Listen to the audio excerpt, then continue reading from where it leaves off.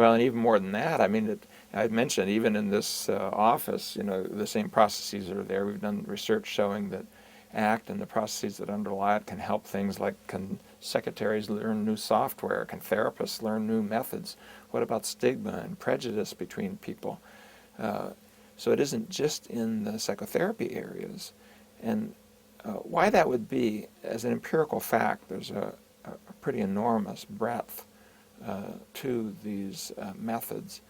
And why that would be, because everywhere that a human mind goes, these processes of avoiding the world within in order to try to regulate your behavior, or becoming entangled in your thoughts, interfering with your ability to take advantage of what's around you, or losing contact with your values for fear that you'll know more about the places where you hurt. Those kinds of processes are just normal psychological processes that are built into language and cognition itself. They're built into problem solving.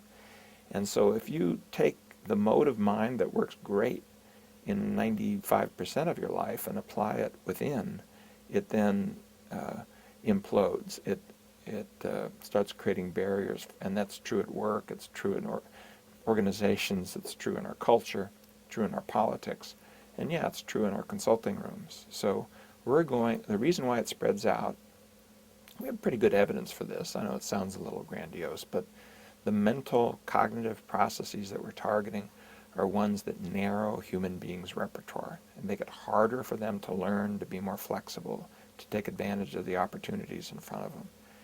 And we think that's something we can have something to say about and something to help with in all of these different areas, maybe even in areas like child development or organizations and schools, or maybe even things like prevention or how peoples interact with each other, one to the other.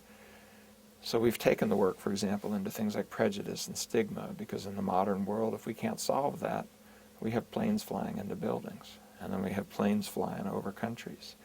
The amount of hate and objectification and dehumanization that's on the planet isn't something we can tolerate anymore in a world that's coming of suitcase bombs and the ability to amplify that hate out into harm towards each other. So